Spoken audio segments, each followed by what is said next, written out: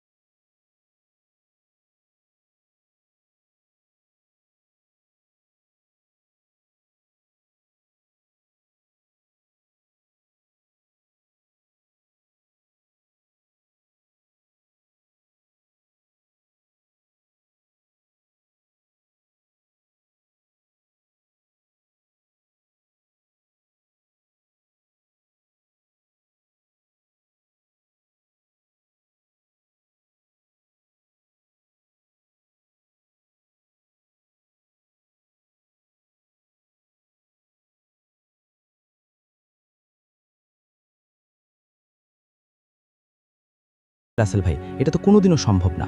তো দেখছে যে উপরে পড়ে আছে, যে এমন যে ছোট গাছ এটা অনেক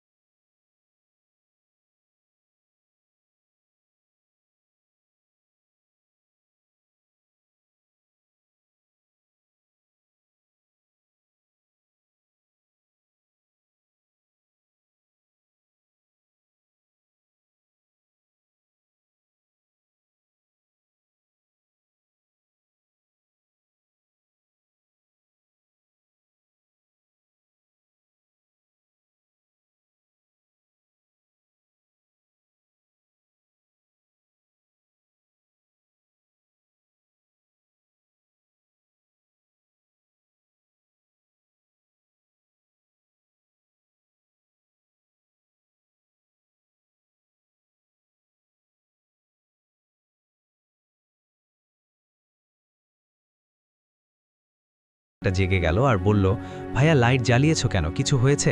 লাগবে কিছু? সবার মধ্যে একটা করুণা ভাব। আমি চুপ করে মাথা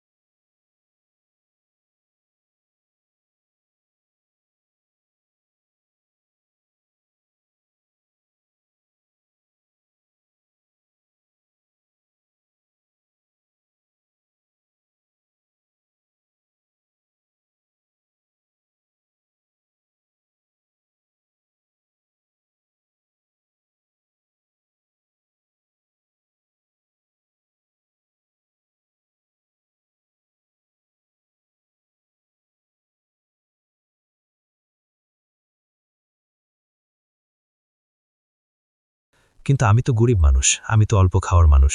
আমার স্টমাকে, আমার পেটে এত বড় জায়গা নেই যে আমি এত খাবার খাবো। যতটুক পেরেছি খেয়েছি, ম্যাক্সিমাম খাবার ঢাকায় নিয়ে এসেছি পরিবারের জন্য।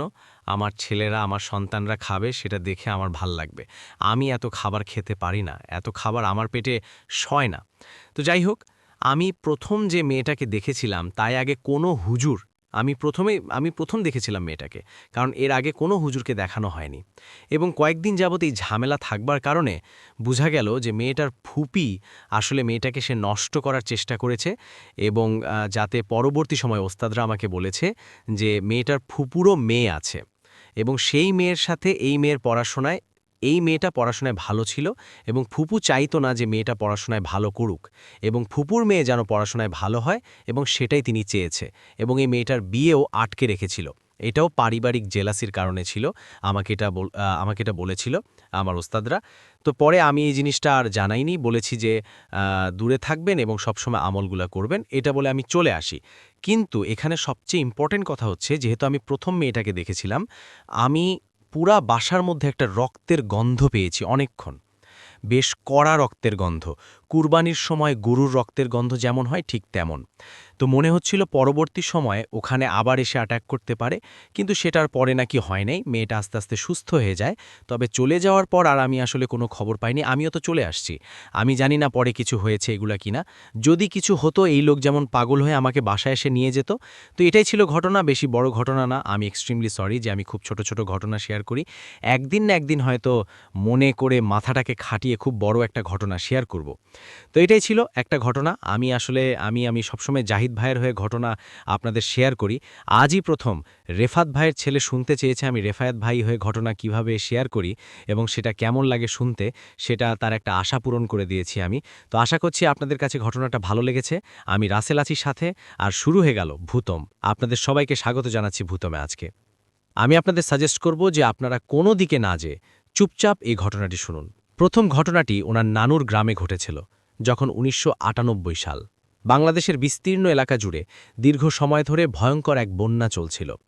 ওই সময় ওনাদের এলাকাতেও অনেক পানি হয়েছিল। তখন উঠোনে জাল ফেলে মাছ ধরত অনেকে। পুরো গ্রাম পানিতে ভেসে গিয়েছিল। ওনাদের শেরপুর জেলায় কিন্তু সচরাচর পানি ওঠে না, কিন্তু ওই সময় পানি উঠে গিয়েছিল। সে সময় গ্রামের ছেলেমেয়েরা ওনাদের গ্রামের বড় একটা পুকুরে গোসল করত।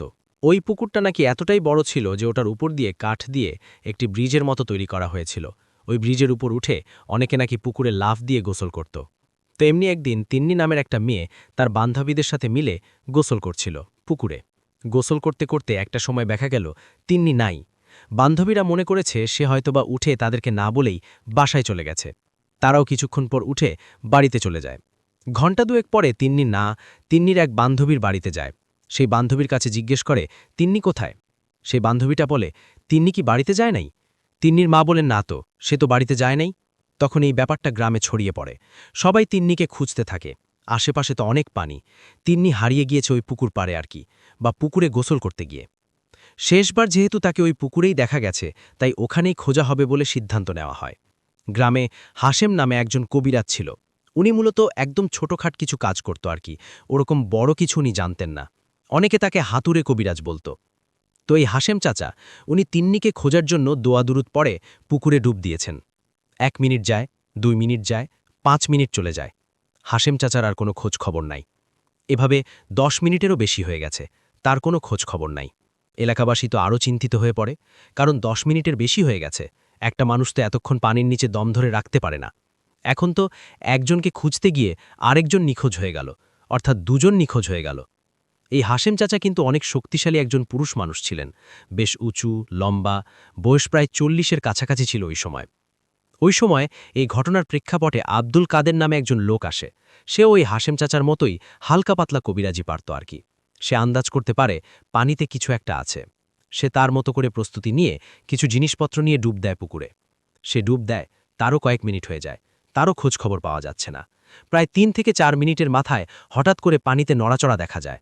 কিছুক্ষণের মধ্যেই এই আব্দুল কাদের ভেসে ওঠে, সাথে হাশেম চাচা উঠে এসেছে। তবে সেটা এই আব্দুল কাদেরের হাতের উপরে, রক্তাক্ত অবস্থা। এলাকাবাসী তাড়াতাড়ি করে ধরাধরি করে তাদের দুজনকেই পুকুর থেকে তুলে আনে। প্রাথমিক চিকিৎসা দেওয়া হয়।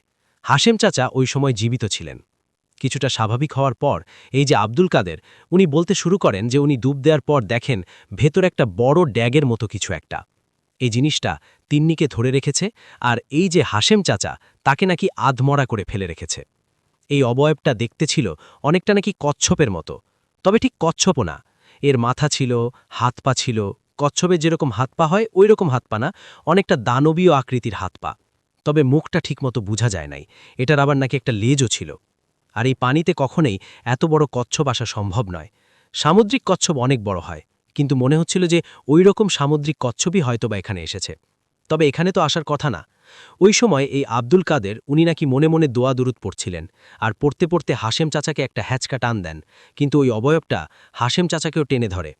এভাবে বেশ কিছুক্ষণ টানাটানি করার পর ওই অবয়বটা হাশেম চাচাকে ছেলে দেয়, কিন্তু চোখের পলকে তিন্নিকে নিয়ে নাকি উধাও হয়ে যায়। তো এটাই কিন্তু এই যে আব্দুল কাদের উপরে উঠে বলেন, হাশেম চাচাকে মোটামুটি একটু স্বাভাবিক অবস্থায় নিয়ে আসা হয়েছিল, তবে উনি সুস্থ হন নাই। 1 সপ্তাহের মধ্যেই হাশেম চাচা মারা যান।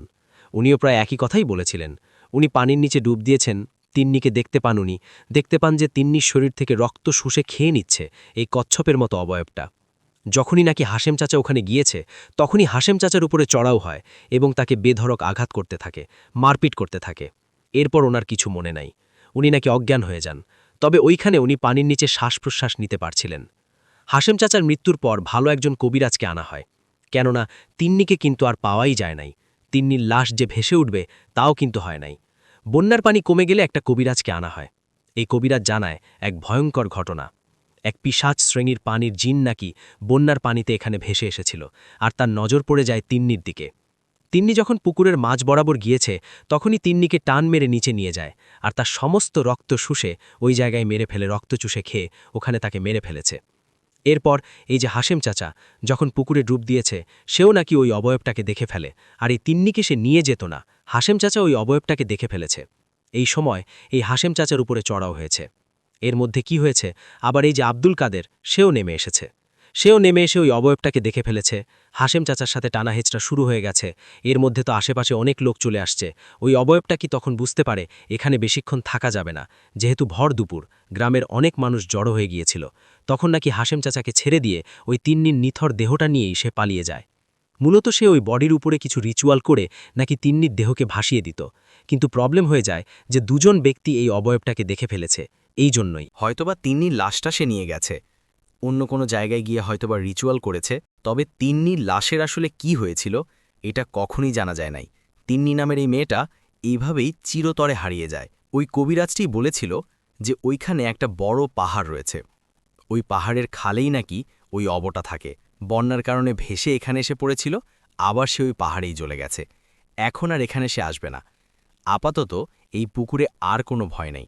ওখানে যারা উপস্থিত ছিল এর মধ্যে কিন্তু আমাদেরকে যিনি ঘটনা পাঠিয়েছেন আব্দুল্লাহ ভাই, তার নানুও ছিল। এটা ছিল ওনার পাঠানো দুটো ঘটার মধ্যে প্রথম ঘটনা। এবার আসি দ্বিতীয় ঘটনায়।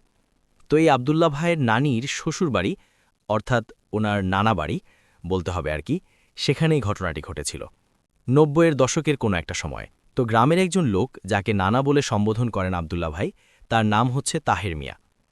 তো উনি তখন মোটামুটি ৩০ বছর বয়সী একজন যুবক।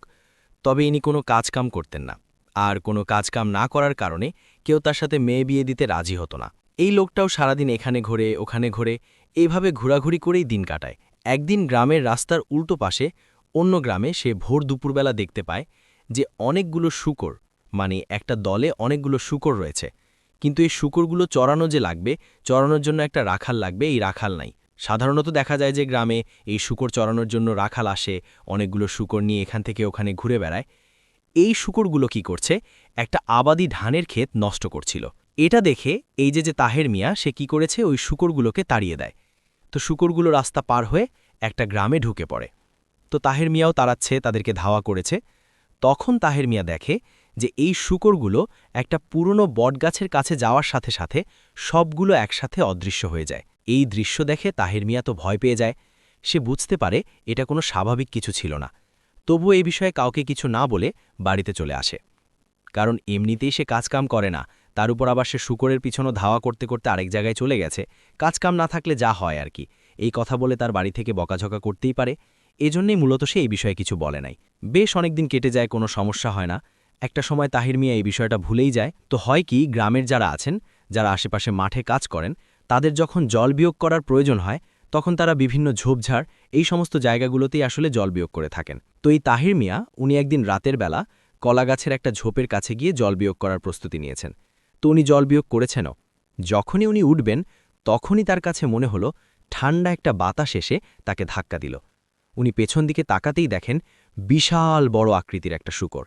জংলি শূকরও এত বড় হয় না। এই শূকরটা দেখে তার মনে পড়ে যায় ওই দিনের কথা, যেদিন শূকরগুলোকে তাড়া করে ওই বটগাছের কাছে নিয়ে গিয়েছিল।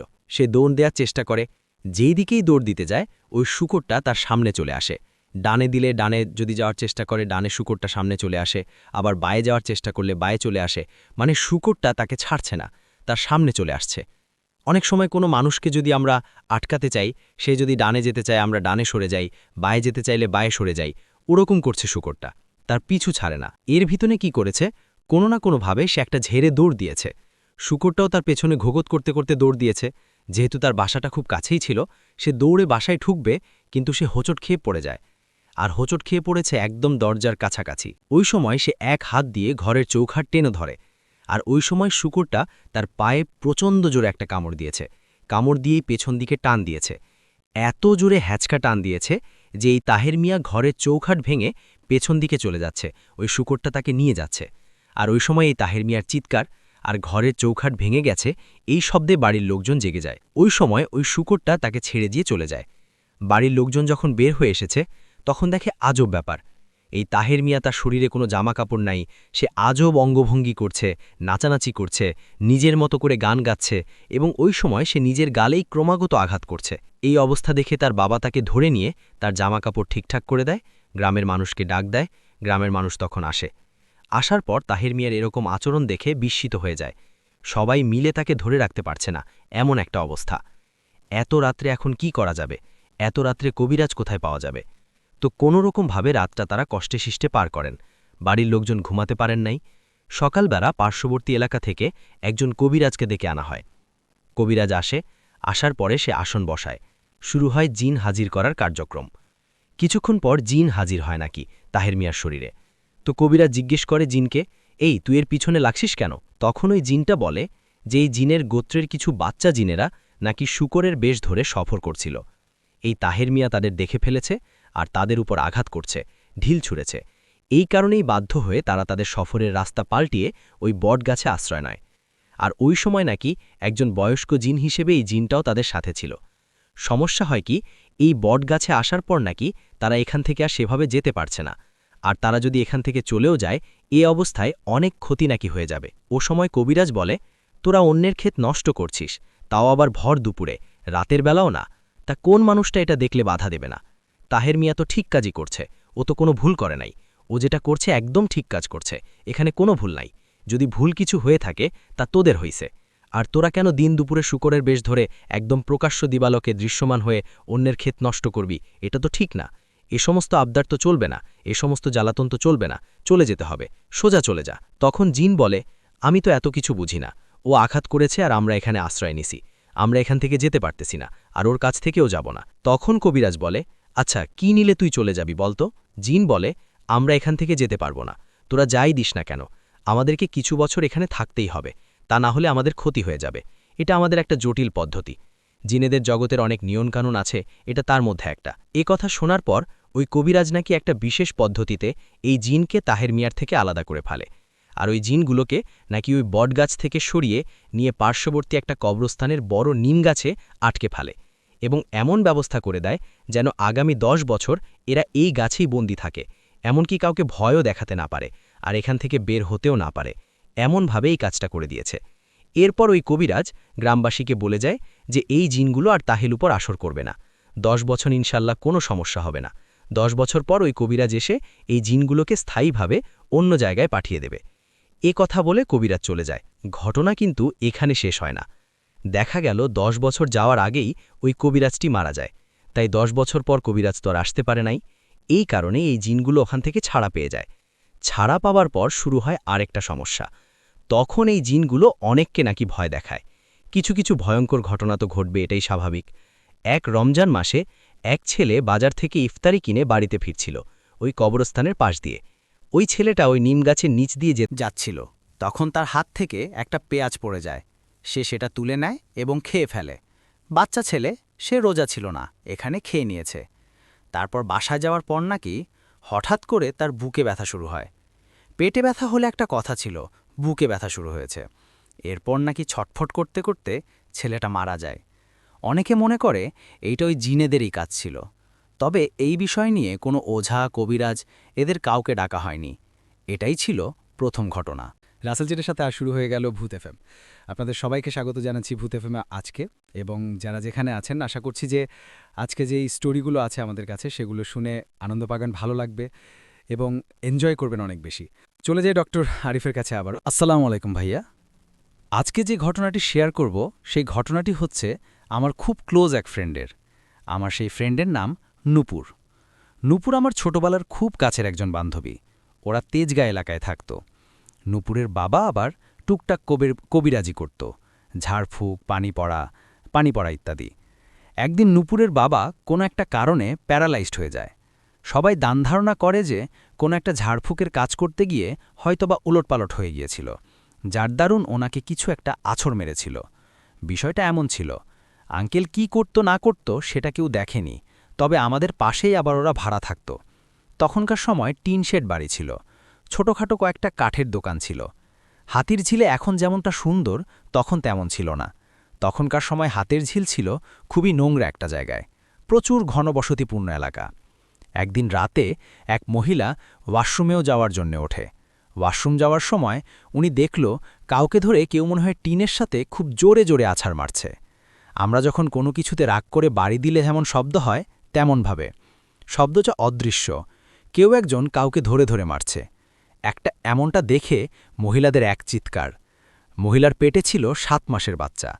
চিৎকার দেওয়ার সাথে সাথেই মহিলার বাচ্চাটা ওখানেই মিসক্যারেজ হয়ে যায়। এতক্ষণ যে টিনের সাথে বাড়ি দিল সেটা কেউ টের পায়নি। যখনই মহিলাটা চিৎকার দিল ঠিক তখনই মোটামুটি মানুষ জেনেছে আর টের পেয়েছে। সবাই স্পটে এসে দেখে এতক্ষণ ধরে আছড় মারা হচ্ছিল সে আর কেউ না, নূপুরের আব্বু। পরে সকলে এসে সেই মহিলা আর আঙ্কেলকে উদ্ধার করে ডক্টরের কাছে নিয়ে যায়। মহিলাটার বাচ্চা মৃত হয় আর আঙ্কেল মোটামুটি প্যারালাইজ হয়ে যায়। তখন নূপুর 5 কি 6-এ পড়ে। আমি আর নূপুর সেম বয়সী। নূপুরের বাবা যখন প্যারালাইজড হয়ে গেল তখন সেই সময় নূপুর ওর বাবার সাথেই থাকত। নূপুর যখন 9-এ উঠল তখন ওর আব্বা হঠাৎ করেই মারা যান। কিভাবে মারা গেল, কেন মারা গেল সেটা আমরা কেউ ভালোভাবে জানি না। এরপর থেকে নূপুর একটা জিনিস দেখত, আর তা হচ্ছে ওর বাবাকে দেখত এবং বাবাকে প্রায় সময় দেখত। নূপুর ওর বাবাকে ঠিক সেই সময়গুলোতেই দেখত যখন নাকি নূপুরের সামনে বিপদ আসবে বা কেউ মারা যাবে। ঠিক ওই সময়টাতেই নূপুরের বাবা ওর সোনার সাথে দেখা করতে আসত আর স্বপ্নে বলে দিত।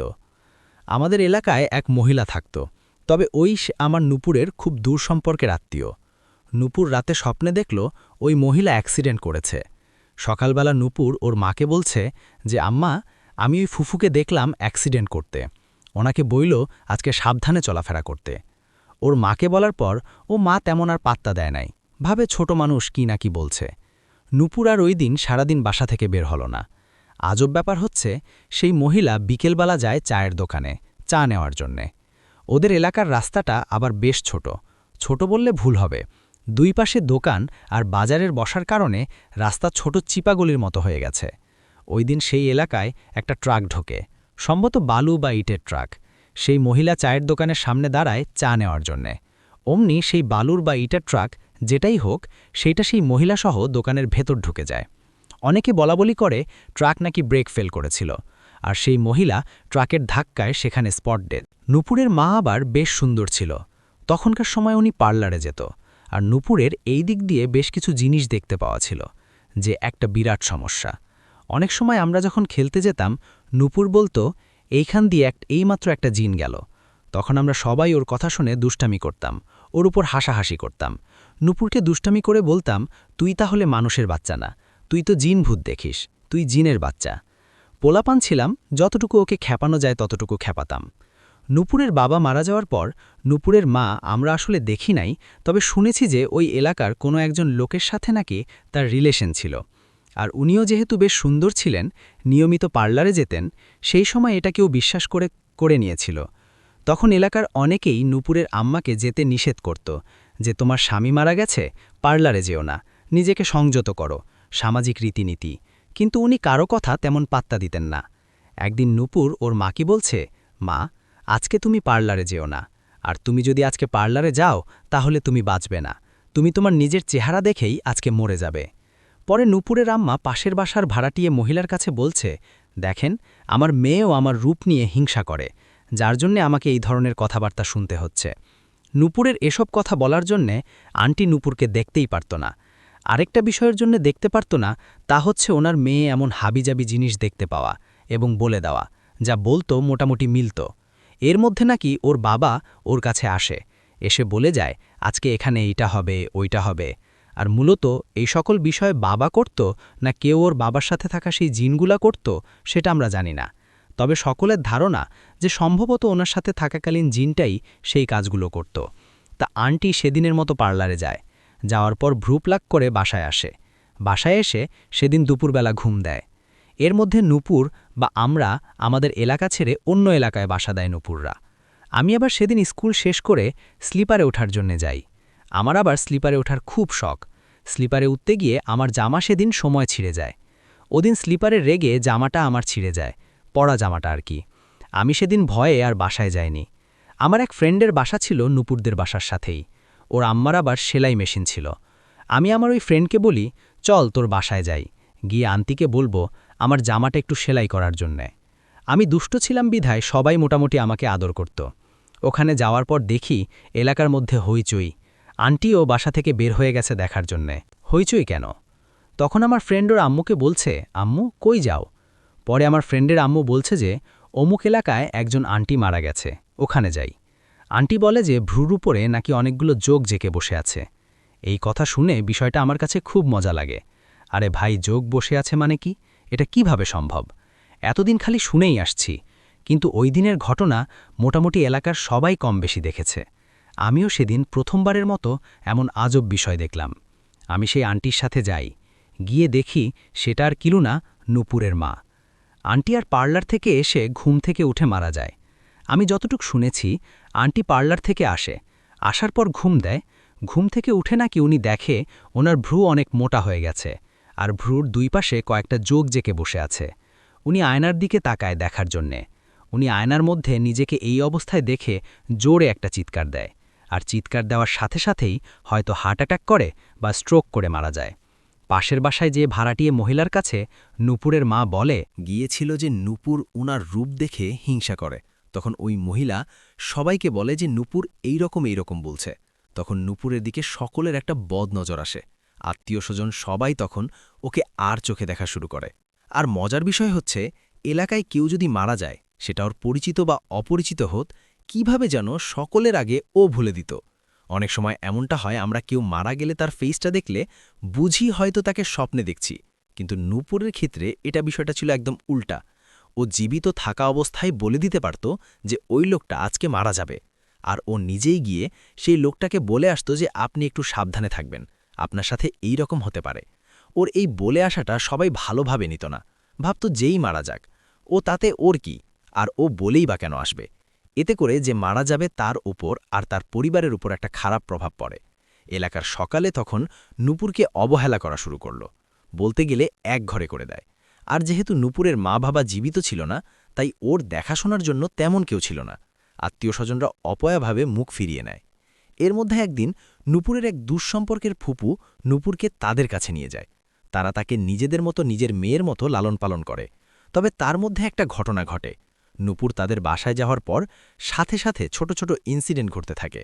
যেমন নূপুরের একটা কাজিন ছিল, ওর কাজিনের নাম ছিল আফরিন। নূপুর আফরিনের সাথেই ঘুমাত। একদিন হুট করেই আফরিন ভোরবেলা ঠিক আজানের আগ মুহূর্তে ঘুম থেকে চিৎকার দিয়ে ওঠে আর বলতে থাকে, আমার পিঠ খুব জ্বালা করছে, পিঠ খুব জ্বলছে। আর এ কথা শুনে নূপুর লাফ দিয়ে ঘুম থেকে ওঠে। আফরিনের পিঠ এত পরিমাণ জ্বলছে যে নূপুর উঠে লাইট অন করে পিঠের পিঠ তাড়াতাড়ি চেক করে।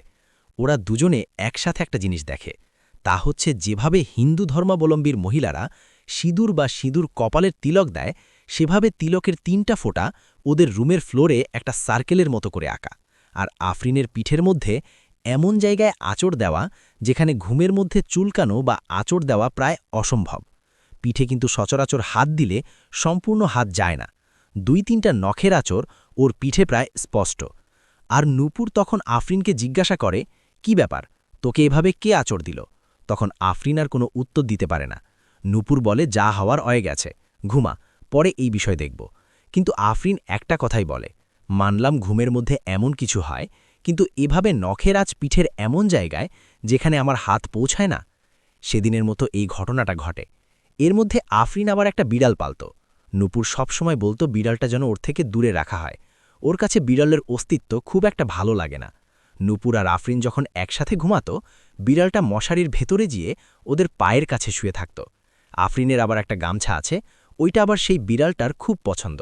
এটা যদি বিছানায় বিছানো থাকত, তাহলে সেই গামছার ওপরে গিয়ে আনন্দ নিয়ে ঘুমাত।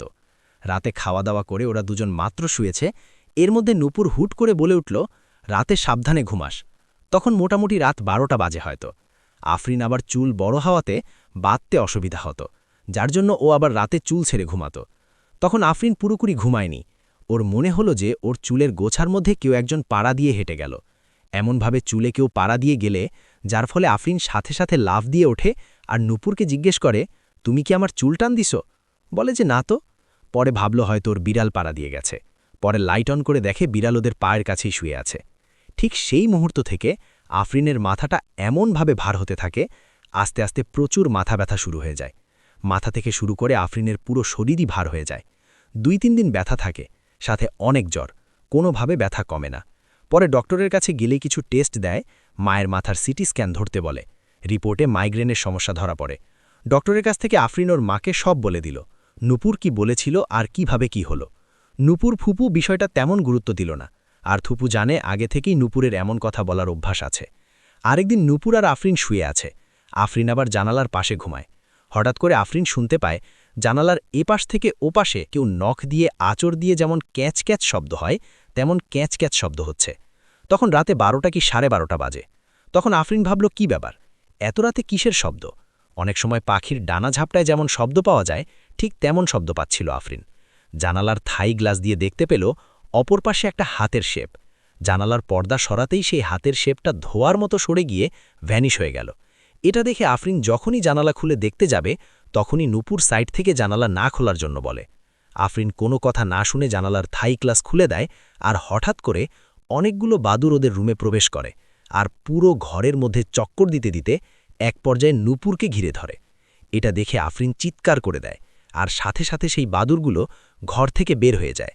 আরেকদিন নূপুর আর ওর ফুপু রান্নাঘরে কাজ করছিল। ওরা সম্ভবত 5 তলায় থাকত।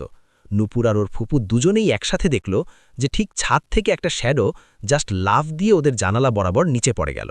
এটা দেখে নূপুরের ফুপি হঠাৎ ভয় পেয়ে যায়, আর ওনার মেয়ের বলা কথাগুলো মিলাতে থাকে, কিন্তু নূপুরকে কিছু বুঝতে দেয় না। আর একটা সমস্যা প্রায় প্রতিনিয়তই ওদের বাসায় হতো, আর সেটা হচ্ছে মাছ রান্না করলে খাওয়ার সময় মাছ খুঁজে পাওয়া যেত না।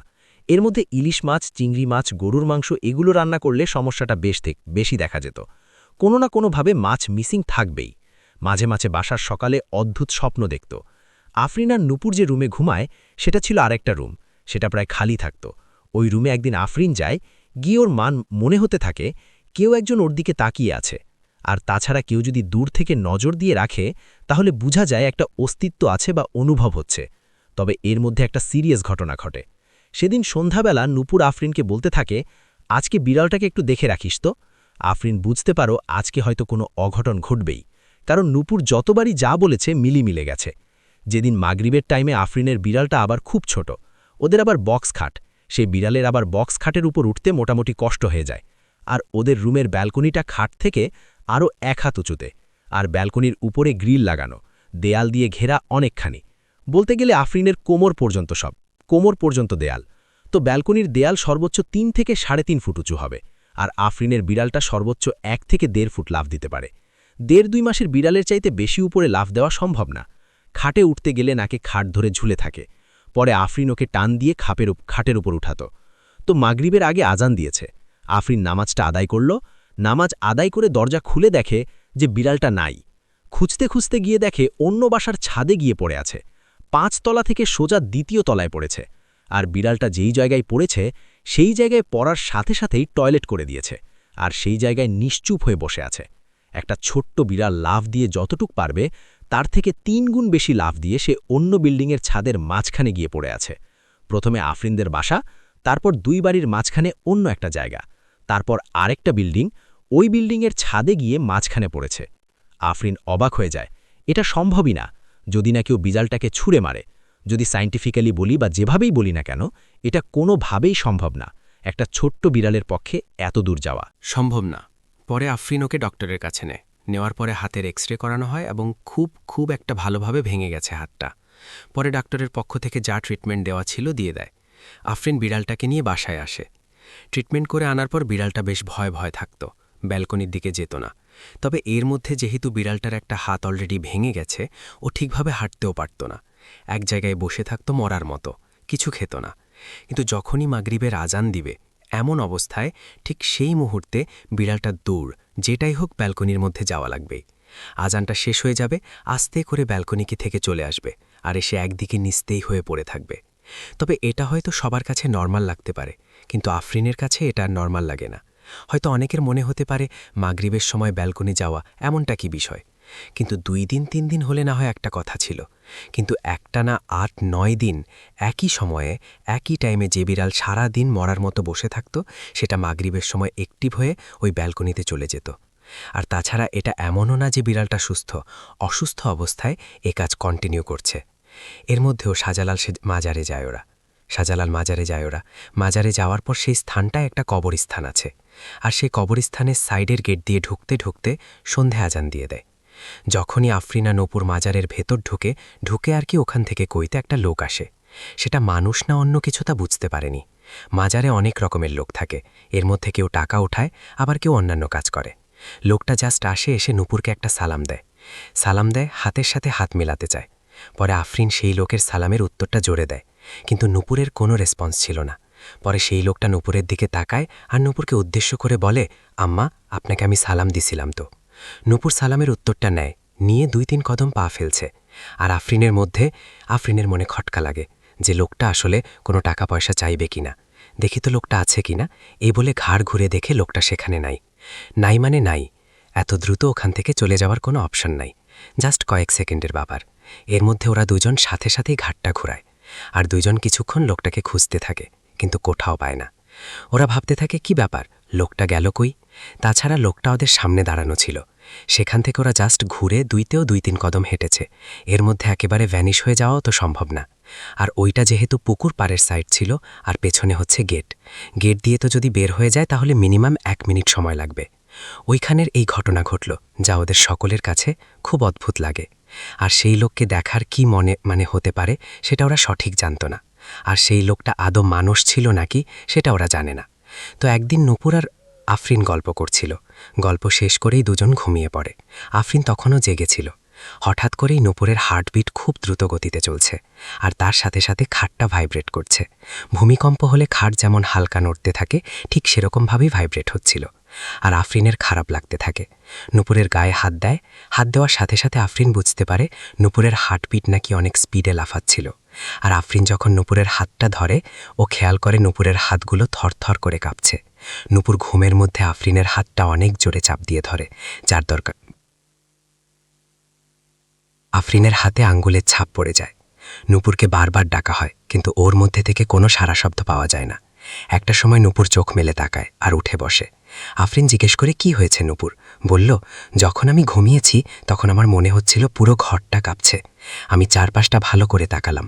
আমার মনে হলো আমার পায়ের কাছে ঘরের ভেতর যে পিলারটা আছে সেই পিলারের পেছনে একজন দাঁড়ানো। বডিটা বোঝা যাচ্ছে না, কিন্তু শরীরের শেপটা বোঝা যাচ্ছে। ফেস দেখা যাচ্ছে না, কিন্তু চোখ দেখতে পাচ্ছি, আর আমার দিকে হিংস্রভাবে তাকিয়ে আছে।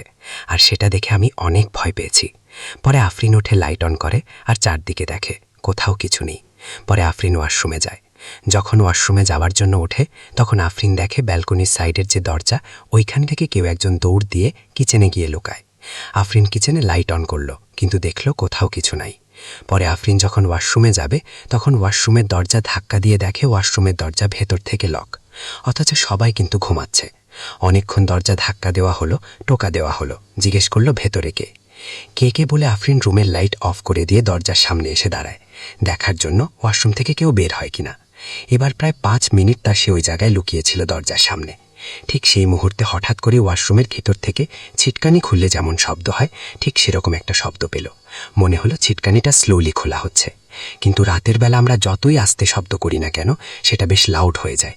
ছিটকানিটা হুট করেই খোলার একটা শব্দ হলো, কিন্তু আফরিন দেখল ছিটকানি খোলার শব্দ তো হয়েছে, কিন্তু কেউ ওয়াশরুম থেকে বের হচ্ছে না। পরে আফরিন সাহস নিয়ে দরজার কাছে যায়, হাত দিয়ে দরজাটা ধাক্কা দিতে দরজাটা খুলে যায়, অথচ কিছুক্ষণ আগে দরজাটা লক ছিল। আর সিটকিনি যে খুলে যে বের হয়নি সেটাও নিজের দরজার পেছনে লুকিয়ে থেকে দেখেছে। আর কেউ যদি বের হয় তাহলে ওদের রুম ক্রস করে অন্য রুমে যেতে হবে। এটা দেখে আফরিন বেশ ভয় পায়। ও দৌড়ে গিয়ে খাটের ওপরে উঠে পড়ে। নূপুরকে ডাকানোর সাহস পায়নি, ভয়ে সেদিনের মতো সে ঘুমিয়ে যায়। লাস্ট যে ঘটনাটা ঘটে, নূপুর একদিন রাতে স্বপ্ন দেখছিল একটা জঙ্গলের ভেতরে একটা বয়স্ক মহিলা। প্রায় সন্ধে না, সন্ধে হলে সে জঙ্গলের ভেতরে ঢোকে, আর সকাল হলে সে জঙ্গল থেকে বেরিয়ে আসে। আর সেই মহিলা, বয়স্ক মহিলার পেছনে থাকে বড় একটা সাপ, কালো সাপ। সাপটা যখনই ফোনা তুলতো সেই মহিলাকে ছোবল মারতে যাবে, ঠিক সেই মুহূর্তে নূপুরের ঘুম ভাঙে। নূপুর ঘুম থেকে ওঠার পর ভাবতে থাকে সেই বয়স্ক মহিলাকে কোথায় যেন দেখেছে। পরে নূপুরের মনে পড়ে এই মহিলা তাদের এলাকাতেই থাকে। পরদিন আফরিন আর নূপুর যখন বাসা থেকে বের হয় কোনো একটা জায়গায় যাওয়ার জন্য, ঠিক সেই মুহূর্তে নূপুর ভাবে সেই মহিলার বাসায় যাবে, কিন্তু আফরিন যেতে না করে। ও বলে, এখন গিয়ে যদি এসব কথা বলো মানুষ কিভাবে নিবে তা আমরা জানি না, পরে হয়তো আমাদেরই কোনো সমস্যা হবে। পরে ওরা যখন রাস্তায় এসে দাঁড়ায়, নূপুর খেয়াল করে সেই বয়স্ক মহিলাটা রাস্তায় দাঁড়িয়ে আছে, আর তার বড় ছেলে তার সাথে আছে। সম্ভবত তারা কোনো একটা জায়গায় যাচ্ছে। নূপুর সেই মহিলাকে দেখে দৌড়ে তার কাছে যায়। সেই মহিলা তার ছেলেকে বলে, আপনার আম্মাকে কিছুদিন সাবধানে রাখবেন, ওনার বেশ বড় বিপদ। তার ছেলে জিজ্ঞেস করে, তুমি কিভাবে জানলে? পরে নূপুর বলে, আমি জানি। সেই মহিলার ছেলে ভাবে হয়তো নূপুরের মাথা খারাপ, আর খারাপ না ভাবারও উপায় নেই। হঠাৎ করে কেউ সেধম করে এসব কথা বলে তাহলে কে বিষয়টা ভালোভাবে দেখবে।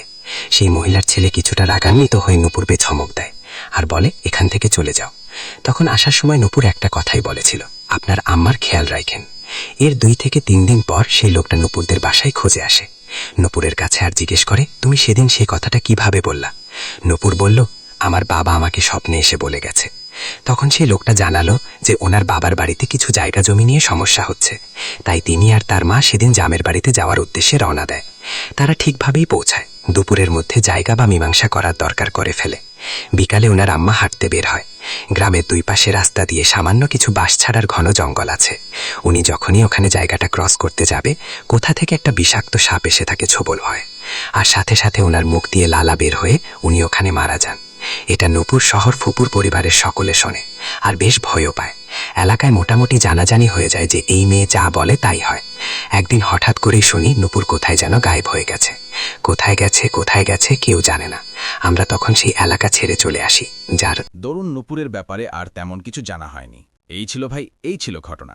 সবাই ভালো থাকবেন। আসসালামু আলাইকুম। চলে যাই ডক্টর আরিফের কাছে আবারও। আসসালামু আলাইকুম, আমি রূপম।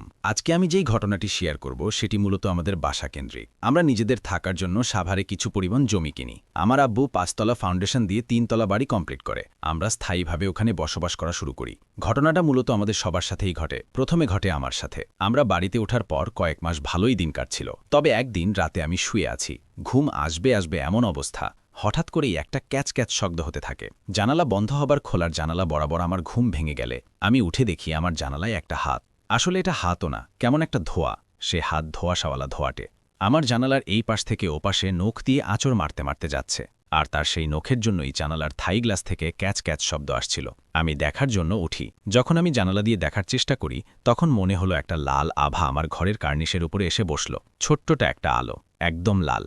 দেখে মনে হয় যে ওই জায়গাটা কাভার করে রেখেছে একটা ডিম লাইটের মতো, আর তার চারপাশে চক্কর কাটছে 2টা অবয়ব। মনে হচ্ছে তারা সেই লাল আলোটাকে পাহারা দিচ্ছে। আর কেমন যেন একটা কুটকুট শব্দ আসছে, মনে হচ্ছে কোনো ইঁদুর জাতীয় কিছু আমার ঘরে প্রবেশ করে কিছু একটা খাচ্ছে। শব্দের সাথে সাথে সে অবয়বদয়ে চক্কর দেখে আমি খুব ভয় পেয়ে যাই। আম্মাকে ডাকি, আমার পাশে ঘুমাতে বলি। সেদিন রাতের মতো আমি ঘুমিয়ে পড়লাম। আগের রাতে যেমন ইঁদুরের কুটকুট শব্দ হচ্ছিল সেই শব্দটা পুনরায় হচ্ছে। গতরাতে ভয় পাওয়ার পর এই বিষয়টা আম্মাকে আমি বলিনি। আমি কোনোভাবে চোখ বন্ধ করে রাখছিলাম যাতে শব্দটা আমার কানে না এসে পৌঁছায়, আমাকে যেন নতুন করে আরও কিছু দেখতে না হয়। কিন্তু চোখ বন্ধ করে বেশিক্ষণ থাকতে পারছিলাম না। মনে হচ্ছিল আমার এখন ওঠা দরকার। এক পর্যায়ে আমি বিছানা ছেড়ে উঠলাম। আমার বিছানার সাথেই আবার একটা থাই গ্লাস আছে, জানালার থাই গ্লাস লাগানো। জানালা না খুলেই আমি থাই গ্লাস দিয়ে দেখছিলাম। জানালা দিয়ে আবার আমাদের মেইন গেটটা দেখা যায়, গেটের সামনে। এখানে আমি দেখলাম একটা অদৃশ্য কিছু। আমার পক্ষে এটা অদৃশ্য কিছুটা দেখে যেটা আমার পক্ষে মেনে নেওয়া দুঃখজনক ছিল। আগের দিন রাতে কার্নিশের ওপর যেই দুইটা অবয়ব ছিল, সেই দুইটা অবয়বই। তারা দুইজনই আমাদের মেইন গেটের ওখানে, তবে একজন শুয়ে আছে আর একজন ইটের ওপর। বাড়ি করার সময় কিছু ইট আর কনক্রিট ছিল, যাতে রাস্তাটা শক্ত হয়, এই জন্য আমরা খেলে রেখেছিলাম। সেই কনক্রিটের ওপর একটা অবয়ব শুয়ে আছে, আর একটা অবয়ব ওর হাতে একটা বড় ইট। আমি যখন তাদের দিকে তাকাই, সেই মুহূর্তে সে অবয়বটা কয়েক সেকেন্ডের মধ্যে এসে যে ঘাটে দাঁড়িয়েছিল, সেখানে শুয়ে থাকা অবয়বটার মাথার ওপর জাস্ট একটা বাড়ি দিল। একটা না একসাথে অনেকগুলো বাড়ি দিতেই থাকল। মনে হলো এটা মনে মানুষের মাথা না, একেবারে সেই শুয়ে থাকা অবয়বের মাথা থেতলে গেল। মনে হচ্ছে চারিদিকে রক্ত ছিটিয়ে আছে। রাতের বেলায় যেটা দেখলাম একদম স্পষ্ট দেখলাম, একদম চোখের সামনে। আমি তখন ওদিন রাতে বেশ ভয় পেয়ে যাই। ভয় পাওয়ার পর আমি নিচে নেমে চিৎকার দেই, আম্মাকে ডাকি আর বলতে থাকি, আমরা এই রকম আমার ভয় করছে, তুমি গেটটা খোলো। আমরা ফ্যামিলি মেম্বার মোটামুটি 5 জন ছিলাম। আমার চিৎকার শুনে আমার আব্বা, আম্মা, আমার বড় ভাই গেট খুলে বের হয়। আমরা সকলে মিলে রুম থেকে বের হয়ে গেট খুলে লাইট দিয়ে চারপাশ দেখি। আমাদের এই দিকটা আমার অনেকটা ফাঁকা জায়গা, তাই রাতের বেলা চারদিকে ফাঁকা দেখলাম, আর সব কিছুই ঠিক আছে, একদম নর্মাল। আমার এমন অবস্থা দেখে আম্মা আব্বা বুঝল যে আমি অনেক ভয় পেয়েছি। সেদিন যাতে আম্মা আমার সাথে ঘুমালো। আম্মা সেদিন ফজরের নামাজের জন্য উঠেছে, আমি তখনও ঘুমে। আর আম্মা ফজরের নামাজের একটু আগে উঠেছে। তো আমাদের বাড়ির সামনে কিছু সবজি লাগানো আছে, বাগানের মতো আর কি। সেখানে একটা কল আছে। আম্মা দরজা খুলে সেখানে অজু করার জন্য যায়। আম্মা দেখে আমাদের বাড়ির পেছনে যে তেঁতুল গাছটা আছে, সেখানে 2-3 জন লোক উঠে বসে আছে। তা আমাদের বাড়ির উচ্চতা থেকে তেঁতুল গাছের উচ্চতা অনেক বেশি। আমার আম্মা দেখে 2-3টা মানুষ যখন গাছে ওঠে, গাছ ধরে ঝরে ঝাক্কা নিতে যেমন শব্দ হয়, খুব সজোরে সেখানে কেউ তেঁতুল গাছটা ঝাঁকি দিচ্ছে। আম্মা জোরে ডাক দিয়ে জিজ্ঞাসা করে, এ কে রে? আম্মা চিন্তা করেছিল আসলে কোনো চোর হয়তোবা কিছু একটা, আর চোর থাকাটা খুবই স্বাভাবিক, যেহেতু আমাদের বাড়িটা ফাঁকা জায়গা ছিল। যখন আম্মা জিজ্ঞেস করল কে কে, তখন কোনো উত্তর নাই, শুধু কয়েকটা সেকেন্ড ঝাঁকি দিয়েই সব স্টপ হয়ে যায়। আম্মা তাড়াতাড়ি কাজ শেষ করেন, রুমের ভেতর চলে যায়। ঘরে এসে নামাজ কালাম পড়ল। পরে সকালবেলা আমাকে জিজ্ঞাসা করল। আমি সব কিছু বললাম। পরে আম্মা হয়তো বুঝল যেহেতু ফাঁকা জায়গা, অনেক দিন ধরে পড়া ছিল, পরিত্যক্তই ছিল, প্লট করে বিক্রি করা হয়েছে। সেদিন দুপুরবেলা আমি আর আমার আম্মাই এক কাজ করছিলাম। কাজ করার এক পর্যায়ে আর দুপুরবেলা আমাদের বাসায় 2টা লোক আসে।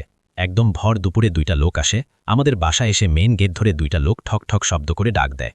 আমার রুম থেকে বের হয়ে জিজ্ঞেস করে কি হয়েছে। পরে ওনারা বলে যে আমাদেরকে একটু পানি দেওয়া যাবে, আমরা অনেক দূর থেকে আসছি। আম্মা ভয় পাচ্ছিল, যেহেতু দিনের বেলা দুপুর টাইম, ভাবল কে নাকি আসলো। ভাইয়াও বাসায় নাই, আব্বু বাসায় নেই। এই লোকগুলো এক পর্যায়ে বলতে থাকলো যে পৃষ্ঠাগুলো বাড়ির ভেতরে না রাখলে কি হতো না? এইরকম যুবতী মেয়ে আর এমন যুবতী মেয়ে নিয়ে কেউ এরকম জায়গায় আসে। দেখেন কি করবেন আপনারা, না হলে সামনে কিন্তু বিপদ আছে। আম্মা চেঁচে উঠল, কিসের বিপদ? কে আপনারা? কি বলছেন? কিসের পৃষ্ঠা, কিসের খাতা? আম্মার কথা না বাড়িয়ে বলল, পানি খেলে খান, না হলে চলে যান। ওনারা কিছু না বলে হাসতে হাসতে চলে গেল। পরে আম্মা চিন্তা করল, 2টা মানুষ আসলো, কিসের কাগজের কথা বলল, কিসের পৃষ্ঠার কথা বলল, মেয়েটা রুমে এমন আজেবাজে জিনিস দেখে। আসলে আম্মা একটা বিষয় জানত না। আমাদের বাসা করার পর আমার রুমে কয়েকটা ছবি আর কিছু সংকেত আঁকা কাগজ পেয়েছিলাম, যেগুলো দেখে মোটামুটি মনে হচ্ছিল এগুলো তাবিজ বা কোনো কিছু করা আগেই হয়েছিল। আর আমি একদিন হঠাৎ করে সেই কাগজ আর ছবিগুলো পাই। আমি ভয়ে আর কাউকে দেখাই না, আমি আমার পড়ার ড্রয়ারে রেখে দেই। আম্মা আর এটা জানত না। আমি যে আগে ছবি আর খাতা পৃষ্ঠা এইসব দেখে বিষয় দেখেছি, সেটা আম্মা জানত না। যাই হোক, সেদিন সন্ধ্যাবেলা আমাদের বাড়ির পেছনে মণ্ডলদের কবর বা সমাধিস্থল আছে। যেহেতু তারা হিন্দু ধর্মাবলম্বীর, ওই সমাধিটা রাস্তার পাশে, পাকা রাস্তার একপাশে ওই সমাধিটা জঙ্গলের মতো হয়ে আছে, অনেকদিন পরিষ্কার করা হয় না। তা আমার বড় ভাই সেদিন সন্ধ্যার দিকে সেই রাস্তা দিয়ে বাড়ি আসছিল। আমরা যেখানে জায়গা কিনেছি, সেই জায়গাটা সন্ধ্যা হলেই একদম নীরব হয়ে ফাঁকা হয়ে যায়। ওর সাথে ফোন ছিল, তো সেই ফোনের লাইটটা ধরে ধরে বাড়ি আসছিল। যখন ওই সেই সমাধির রাস্তা ধরে আসলো, ঠিক তখনই ওর ফোনের লাইটটা জাস্ট অফ হয়ে যায়। লাইট জ্বালানো ছিল, তাছাড়া ওর ফোনে কোনো সমস্যা ছিল না যে হুট করে অফ হয়ে যাবে। নর্মাল চাইনিজ ফোন হলে হ্যাং করে, কিন্তু ওর ফোনটা এমনিতেই কখনো হ্যাং করে নাই, আর হ্যাং করার কথাও না। ভালো কোম্পানির ফোন ছিল, আইফোন ছিল। হুট করে ফোনটা বন্ধ হয়ে গেল। বন্ধ হওয়ার পরপরই ও ভীষণ ভয় পায়। আর তখনই খচখচ একটা শব্দ বাম পাশ থেকে ওর কানে আসে। সমাধিটার ওখান থেকে কেমন যেন একটা শব্দ আসছিল, খসখস, মানে জঙ্গল পাড়ানোর সময় যেরকম শব্দ আসে ওই রকম। আর ওগুলো ইচ্ছামতো চেঁচাতে শুরু করলো ওখান থেকে। আমাদের বাসায় বেশিটা দূরে না, ভাই জোরে জোরে চিৎকার দিতে থাকল। তাছাড়া ভাই আরেকটা বিষয় লক্ষ্য করল, কুকুরগুলো নর্মাল সাইজের না। ওখানে একটা কুকুর আসে, নর্মাল সাইজের থেকে খুব বেশি বড়।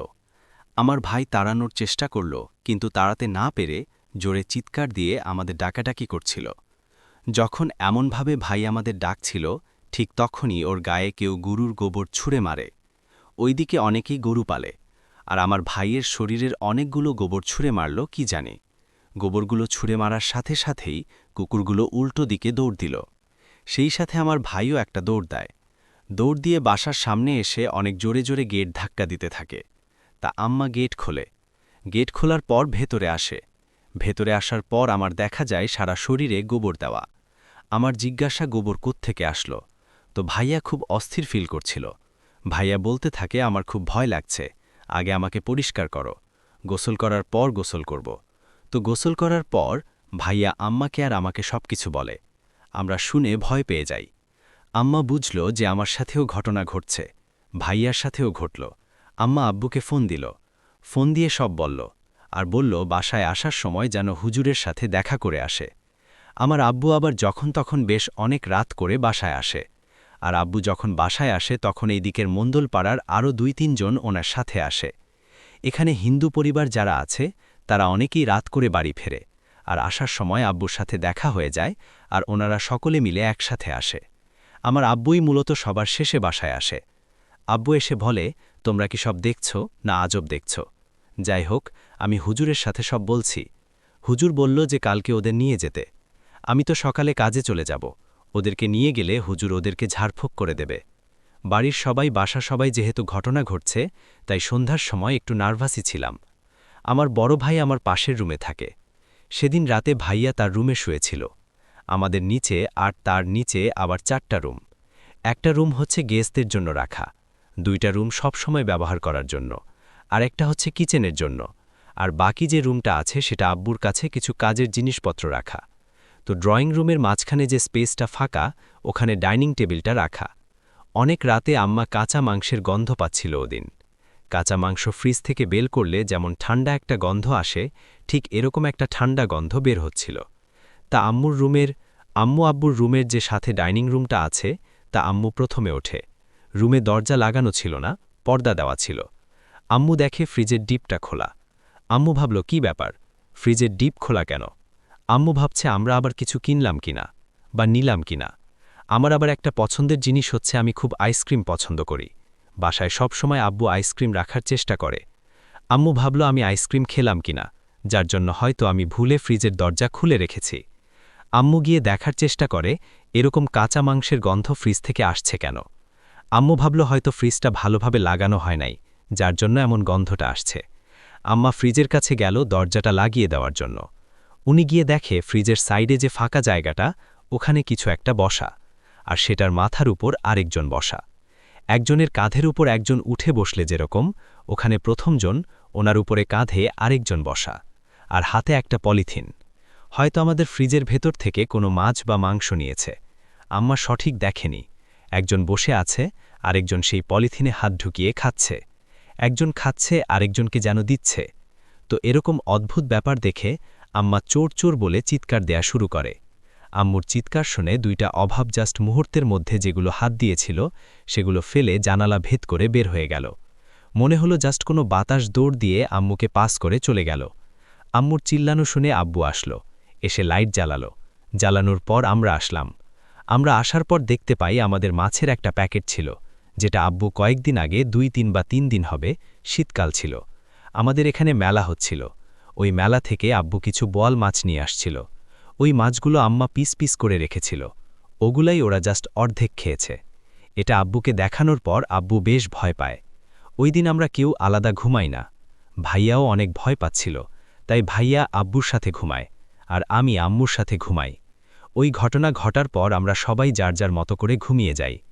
সেদিন ফজরের নামাজের আগে আমাদের বাড়ির গেটে এত জোরে জোরে সাউন্ড করা হচ্ছিল, যেন কেউ গেট রাগ নিয়ে ধাক্কা দিলে যেমন শব্দ হয়, ওরকমভাবে শব্দ হচ্ছে।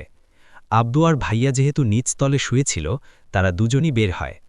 বের হয়ে আমাদের গেটের লকটা ছিল, সেই লকটা দিয়ে উকি দিয়ে দেখার চেষ্টা করে আসলে কে ওখানে। আর তাছাড়া ভেতর থেকে কয়েকবার বলা হয়েছে কেন কেউ কোনো সাড়া শব্দ করেনি। তাই আব্বু যখন গেট দিয়ে তাকায় দেখার জন্য, তখন আব্বু দেখে সে গেটের লক দিয়ে কেউ একজন আব্বুর দিকে তাকিয়ে আছে। আব্বু আর ভাইয়া দেখল তেঁতুল গাছটা যেখানে বসে আছে সেখানে দুজন বসে বসে হাসছে। তো আমরা যেরকম শেপ দেখেছি ঠিক ওরকম দুজন বসে বসে খুব শব্দ করে হাসাহাসি করছে, যে শব্দ শুনে আমার আব্বুর অলরেডি বুকে ব্যথা শুরু হয়ে যায়। আমার আব্বু এখানে স্ট্রোক করে বসে। স্ট্রোক করার পরে ভাইয়া যখন জোরে চিৎকারে, তখন আমরা নিচে নেমে আসি। আমার নিচে আসার পর ফজরের আজান হয়ে যায়। এর মধ্যে আমার আব্বু বুকের ব্যথায় অনেক কাতরাতে থাকে, মানে হার্ট অ্যাটাক করে। আমরা স্থানীয় এক মেডিকেলে নিয়ে যাই। নেওয়ার পর ওখানে ডক্টর বলে আমার আব্বু একটা ছোট্ট মাইনর অ্যাটাক করেছে হার্টের। তারপর ভালোই ইনজুরি হয়, ডক্টর ট্রিটমেন্ট করে। 2 দিন পর আমার আব্বু হাসপাতাল থেকে বাসায় আসে। হাসপাতাল থেকে বাসায় আসার পর আমরা হুজুরকে সবকিছু জানাই। পরে হুজুর বাসায় নিয়ে আসি। আনার পর হুজুর বলল একটা মিলাদ দেন, যেহেতু নতুন বাড়ি করেছেন। পরে আমরা ভাবলাম যে আসলে ঠিকই তো, নতুন বাড়ি করেছে তো আমাদের এখানে তো কোনো মিলাদ দেওয়া হয় নাই, দোয়া পড়া হয় নাই। বাড়ি করার শুরুতে দিয়েছিলাম, ওঠার পরে তো আর দেওয়া হয় নাই। পরে পুরো বাসাটা পরিষ্কার করে আমরা মিলাদ দিলাম। পরের দিন আমার আব্বু মোটামুটি সুস্থ। সেদিন হুজুর যাওয়ার সময় বলল যে আমি এখন যাচ্ছি, যাওয়ার সময় গেটে কিছু একটা দিয়ে যাব। উনি আসলে গেটের বাইরে এখন একটা কাগজ ঝুলিয়ে দিয়ে গেছিল কিছু একটা লিখে। সেটা দিয়ে যাওয়ার পর সেদিন রাতে আমরা খাওয়া দাওয়ার পর তেমন রাতও না, 12টা কি 12:30 বাজে। হয়তো এই এলাকায় আসার পর আমরা তেমন রাত জাগতাম না, তা আমাদের একটু তাড়াতাড়ি ঘুমানো হয়। আর চারপাশটা যেহেতু নিস্তব্ধ, তাই রাত তেমন জাগা হয় না। আমরা 12টা কি 12:30 বাজে আমরা সকলেই সজাগ, সবাই কথা বলছেন। এর মধ্যে বাইরে প্রচণ্ড ঝড় বাতাস শুরু হয়। আমরা সবাই সবার মুখের দিকে তাকালাম। এত রাতের ঝড় তুফান কোত্থেকে আসবে, তাও এই শীতের মধ্যে? আর ঠান্ডার মধ্যে তো ঝড় তুফান আসার প্রশ্নই আসে না, মনে হচ্ছে বালুর বা মাটির ঝড় হচ্ছে। আমার রুমের যে ব্যালকনি ছিল, সেই ব্যালকনি দিয়ে ভাইয়া চারপাশে তাকায়। এত ঘটনা ঘটার পর ভাইয়া আর একা সাহসে কুলাত নিচে যাওয়ার জন্য। ব্যালকনি দিয়ে দেখার চেষ্টা করলাম। দেখলাম গাছগুলোতে মনে হচ্ছে কতগুলো বাদুড় ঝুলে আছে, তবে বাদুড়ের সাইজগুলো দেখে মনে হচ্ছে বানরের মতো। প্রত্যেকটা বাঁশঝাড়ের ভেতরে এমনভাবে বাদুড় ঝুলে আছে, আর ওগুলো এত জোরে নাড়াচাড়া করছে মনে হচ্ছে একটার সাথে বাড়ি খাচ্ছে। আর আমরা 4 জনই দেখলাম। এটা দেখার পর তো আমাদের ভয়ে অবস্থা খারাপ। এটা দেখার পর সবাই আতঙ্কে। আশেপাশে 2-1 জনকে কল করা হলে তারা রেসপন্স করল না, আর এত রাতে কেউ আসতেও চাচ্ছিল না। আমাদের আশেপাশে তেমন প্রতিবেশীও নাই, আমাদের বাসার পাশে একটাই প্রতিবেশী, একটু অন্যরকম বলতে গেলে। হিংসুরে টাইপের। আমরা তখন সে অবস্থায় কি করব, কি করা উচিত কোনো কিছু বুঝতে না পেরে জোরে জোরে সাউন্ড বক্সে সূরা ছেড়ে দেই, আর দোয়া যা পারি আমরা পড়তে শুরু করি। আধা ঘন্টা 40 মিনিট যাওয়ার পর সবকিছু থেমে যায়। সেদিনের মতো আমরা ঘুমাই। সেদিন আমি স্বপ্নে দেখি একজন আমাদের বাড়ির পেছনের গাছটা দিয়ে আমাদের যে দোতলা ব্যালকনি আছে সেখানে জাস্ট বেয়ে বেয়ে নামছে। যেই নেমে ব্যালকনির ফ্লোরটা সে পা রাখে, অমনি ফ্লোরে পা দেওয়ার সাথে সাথে কেমন যেন ঘরটা হয়ে গেল। মনে হলো সেই অবয়বটার পা গরম কিছুর সাথে ছ্যাঁকা খেলে যেমন ধোয়ার মতো ওঠে, ঠিক আমাদের ব্যালকনির ফ্লোর থেকে তখন গরম ধোয়া উঠছে। আর আমাকে স্বপ্নে বলছে যে এটার ফল তুই পাবি, এটার ফল তুই পাবি। এভাবে কথাটা 3 বার বলল আমাকে। পরে দেখলাম সেই অবয়বটা যেভাবে একটা গাছের ডাল ধরে নিচে নেমে এসছে ঠিক সেইভাবে উপরে উঠে গেছে। আমি অনেক ভয় পাই। আমি আম্মাকে ডাকি আর বলি, আম্মা আমি এমন এমন দেখলাম। আম্মা উঠে উঠে ভাইয়াকে আব্বুকে ডাক দেয়। সকালে সবাই আসলো এবং আমি একা ব্যালকনিতে যাওয়ারই সাহস পাচ্ছিলাম না। আমরা সকলে ব্যালকনিতে পরপরই দেখলাম ওখানে 2টা পায়ের ছাপ, কিন্তু পায়ের ছাপগুলো উল্টা। একটা মানুষ যেমন গোড়ালিটা একদিকে, পায়ের পাতাজা আরেক দিকে, ঠিক সেরকম। অদ্ভুত বিষয় হচ্ছে সে অবয়বটা 4টা করে আঙুল ছিল। সবগুলো এতটাই বড় ছিল যে কোনো কুকুর বা বিড়ালের ছাপ ভাবব এমন কোনো উপায় নেই। ওটা কিসের ছাপ ছিল তা আমরা আজও বুঝতে পারিনি। আমার ভাইয়া ছবিও তুলেছিল, কিন্তু আনফর্চুনেটলি আমার ভাইয়ার ফোনটা নষ্ট হয়ে যায়। সে পায়ের ছাপগুলো দেখে মনে হচ্ছিল পাটা খুব গরম ছিল। পা দেওয়ার পরপরই তার পায়ের যে পোর্শনের চামড়াটা ছিল সেই ছানের চামড়াটা লেগেও আছে, এত তাপ ছিল। আর তার পাটা পুড়ে সেখানে চামড়াটা লেগে গেছে। কোনো কিছু ছ্যাঁকা খেলে বা পুড়ে গেলে আমাদের চামড়াটা যেমন ঝলসে গিয়ে লেগে থাকে ঠিক ওরকমই দেখা যাচ্ছিল। আর সবচেয়ে আশ্চর্য লাগে এই বিষয়টাতে সেটা ছিল যে আমার পায়ের ছাপের সাথে কিছু মাটিও ছিল সেখানে। মাটির ব্যাপারটা আসলে বুঝতে পারিনি, যাই হোক, ওই দিন রাতে এরকমটাই হলো। সকালে আমরা আবার হুজুরের কাছে যাই। পরে হুজুর বলে যে বাসাটা যেহেতু নতুন করেছেন আর এটা যদি আগে পরিত্যক্ত ছিল, টুকটাক সমস্যা থাকতে পারে। আপনারা এক কাজ করেন, বাসাটা পরিষ্কার পরিচ্ছন্ন রাখেন, দোয়া দুরুদ ইবাদত বেশি বেশি করেন, টুকটাক এসব বিষয়ে পাত্তা দিয়েন না। এরপরও যদি প্রবলেম হয় তাহলে কিছু পানি পড়া নেন আর পানিটা ঘরে সকাল সন্ধ্যা ছিটিয়ে দিয়েন। ওটা সম্ভবত পড়া পানি বা স্বর্ণরূপা দিয়ে ভেজানো পানি ছিল। সেদিন হুজুর থেকে বাসায় আসার পরে আমরা প্রতিদিন নিয়ম করে সেটা ছেটানো শুরু করলাম। এরপর থেকে লাস্ট 2 মাস যে ঘটনা ঘটছে, আমি আর ওই জিনিসটা স্বপ্নে দেখি না। তবে মাঝে মাঝে আম্মা ওই জিনিসটা স্বপ্নে দেখে যে কেউ একজন বসেছিল, মানে কেউ একজন এসে বলছে যে কয়দিন বাধা দিয়ে রাখবে, এখানে তো আমাদের রাজত্ব, এখান থেকে চলে যা, কেন আসছিস সেখানে মরার জন্য। তো এরকম হুমকি ধামকি স্বপ্নে দিচ্ছিল। আম্মা এসব দেখতে দেখতে মোটামুটি অভ্যস্ত হয়ে গেল। মূলত এখানে যে সমস্যাটা হয়, ধরেন আমি গোসল করতে গেছি, আমি কাপড় নিয়ে ঢুকছি, আমার মনে আছে আমি আমার কাপড় বেসিনের উপর রেখে গেছি, কিন্তু হঠাৎ করেই দেখি আমার কাপড় নাই। সব জায়গায় খুঁজি কিন্তু কোথাও পাই না। পরে ওয়াশরুম থেকে বের হয়ে দেখি কাপড় ফ্লোরে পড়ে আছে, নয়তোবা ব্যালকনি থেকে নিচে পড়ে আছে। আবার এমনও হয় গোসল করার জন্য আমি মাত্র সাবানটা খুলে আনলাম, সেই সাবানটা আর নাই। তবে মেইনলি যাই ঘটুক না কেন, বিষয় একই কমন থাকে, সেটা হচ্ছে মাটি। সেটা কোনো অবস্থায় থাকবেই, যে কোনো অবস্থায় যেভাবেই হোক থাকবে। একদিন রাতে ভাইয়া খেতে বসছে, রাতের বেলা মুভি দেখছে আর নিজের রুমে বসে খাচ্ছে। সেদিন সম্ভবত ওদিন বাসায় মুরগি রান্না করা হয়েছিল। ভাইয়ার মুরগির গোশত খাওয়া শেষ, হাড্ডি চাবাচ্ছে। ঠিক ওই সময় মনে হলো যে হাড্ডির ভেতর থেকে মাটি মাটি কিছু একটা বের হয়ে আসছে, আর মাটি মাটি ফ্লেভার পাচ্ছে। ভাইয়া মুখ থেকে হাড়টা বের করে দেখে মূলত হাড্ডির ভেতরে যে লাল মজ্জাকা থাকে ওইটার বদলে সেখানে মাটি, জাস্ট মাটি আর কিচ্ছু না। ওইটা দেখে ভাইয়া বমি করে দেয়। পরে ক্লিন করে আমার আম্মু আব্বু ওদিন বাসায় ছিল না। ওই যে আরেক দিনের ঘটনা, ওনারা ওদিন মার্কেটে নেট কিনতে গিয়েছিল আমাদের বাসার সামনে যে বাগানটা ছিল সেই বাগানের ভেতর নেট দিয়ে ঘেরা দেওয়ার জন্য। তা ওই দিন আমি আর ভাইয়া বাসায় ছিলাম। আমি দোতলা থেকে নিচে গিয়ে কাজ করছি, সম্ভবত কিছুটা রান্না করছিলাম। মনে হলো কেউ একজন চুলার যে গেটটা সেই গেটের বাইরে থেকে একবার আসছে একবার যাচ্ছে। মনে হচ্ছে তার শরীর থেকে জুরজুর করে মাটি পড়ছে। আমি বিষয়টা কয়েকবার পাত্তা না দেওয়ার চেষ্টা করলাম। আর তাছাড়া একটা জিনিস দেখবেন, আমরা যেই বিষয়টাকে বেশি ইগনোর করতে চাই সেদিকেই আমাদের চোখটা বেশি চায়, আমাদের আগ্রহ বাড়তে থাকে, আমরা নিজেদের ধরে রাখতে পারি না। পরে আমি নিজেকে ধরে রাখতে না পেরে বের হই। আমি দেখি একদম বাচ্চারা খেলাধুলা করলে মাটি শরীরে লাগিয়ে আসলে শরীর থেকে মাটি যেভাবে ফ্লোরে দৌড়ালে যেরকমভাবে ছড়িয়ে ছিটিয়ে থাকে, ঠিক একইভাবে মাটি চারিপাশের সামনে ঘরের গেটের সামনে ছড়িয়ে ছিটে পড়ে আছে। ভাইয়া এই বিষয়টাকে ফানি হিসেবে নিয়ে বলল যে আমরা কয়দিন পর মাটি বাবা হয়ে যাব, দেখবে কিছুদিন পর থেকে আমাদের কাছে মানুষ মাটি পড়া নিতে আসবে, স্যার দেখে আমাদের জয় জয়কার। ওই দিন ভাই অনেক দুষ্টামি করে। ঠিক সেদিন রাতে যে ভয়ানক ঘটনা ঘটে ভাইয়ার সাথে, তা হলো ভাইয়া নিজের ঘরে ঘুমাচ্ছিল। ঘুমানোর এক পর্যায়ে ভাইয়ার মনে হলো কেউ ওনার বুকের উপর বসছে, মুখ চেপে ধরেছে। ভাইয়া ছটফট করতে থাকে। চোখ মেলে দেখে একজন অবয়ব দাঁড়ানো আর আরেকজন বুকের উপর বসে আছে, আর ওর মুখের ভেতর কিছু একটা দিয়ে চেপে ধরেছে, যেটা খুব শক্ত না আবার খুব নরমও না। খুব ধস্তাধস্তি করে ওর সাথে। এক পর্যায়ে আমি কি মনে করে ওর ঘরে নক করি। নক করার সাথে সাথে ভাইয়া দেখে সেই দুজন অবয়ব জাস্ট উঠে জানালা দিয়ে লাফ দিয়ে চলে গেল। ভাইয়া বিছানা হুড়মুড়িয়ে ওঠে, ওর নিঃশ্বাস আটকে যাওয়ার মতো অবস্থা ছিল। কোনো রকম দরজা খুলে দেয়। তখন আমি দেখি ওর মুখ ভর্তি শুধু মাটি আর কিচ্ছু না, শুকনা মাটি, কোনো ভেজা মাটি না। এইগুলো এখন প্রতিনিয়ত আমাদের বাসায় হচ্ছিল। তবে কখনো কখনো দেখা যায় আমাদের রান্না করার চাহঞ্জ পাওয়া যাচ্ছে না, কোনো প্লেট চিতো করে রেখে আসছি, ওটা একটু পর গিয়ে দেখি উবুত করে রাখা। আবার কখনো মনে হয় বালুর ঝড় হচ্ছে, মনে হয় আমাদের ঘরের উপর থেকে ঝুরঝুর করে মাটি পড়ছে, সিলিং থেকে। আবার দেখা যায় একটা অবয়ব ধরনের কিছু একটা হেঁটে যাচ্ছে, তার শরীর থেকে মাটি বালির মতো ঝুরঝুর করে পড়ছে। অনেক সময় আমরা সিনেমাতে যেমনটা দেখি মানুষ হুট করে দাঁড়ানো অবস্থা থেকে বালুর মতো ঝরে পড়ে যায়, ঠিক তেমনি আমার চোখের সামনে বালি হয়ে ঝরে যাচ্ছে। তবে সবকিছুর মধ্যে এই মাটির সমস্যাটাই বেশি। এখন হুজুর আমাদের পানি পড়া দিচ্ছে, ওটাতে কোনো কাজ হচ্ছে না। আমাদের বাসার এখানে একটা মাজার আছে, ওখানে একটা লোক আছে, উনি বলেছে কয়েকদিন পর আসবে, উনি আসলে দেখা যাক কি হয়। যেহেতু এটা আমাদের বাসার চলমান একটি ঘটনা, সামনে আমাদের জন্য কি অপেক্ষা করছে, তবে আমাদের জন্য দোয়া করবেন যেন আমরা জলদি এই বিষয়টার একটা সুরাহা পাই। রায়ন ভাই ধন্যবাদ ঘটনাটা কালেক্ট করবার জন্য, এবং যিনি আমাদেরকে পাঠিয়েছেন। আমরা দোয়া করি সব সময় যে আপনারা যেন আপনাদের বাসাটা ঝামেলা মুক্ত হয়ে যায় খুব শিগগিরই, কারণ আমরাও চাই না যে এরকম জিনিস মানুষ ফেস করুক। আমি আমাদের বাসাটা যেই জায়গাটায় অবস্থান করি, আমি যে জায়গায় থাকি, আমার নিজের বাসাটা আমার রাতের বেলা মাঝে মাঝে টয়লেটে যাওয়ার সময় আমি ড্রয়িং রুমের দিকে তাকাই, মনে হয় কেউ আছে। এটা আমার মনের ভুল, আমি যতটুকু জানি। তবে আমি সাহস করে, আলহামদুলিল্লাহ, আমি সাহস করে রাত্রে 12টা 1টা 2টা 3টা আমি বাসার বাইরে বেরিয়েছি, এবং আমাদের পেছনটা বেশ খারাপ। আমি গিয়েছি বাইরে।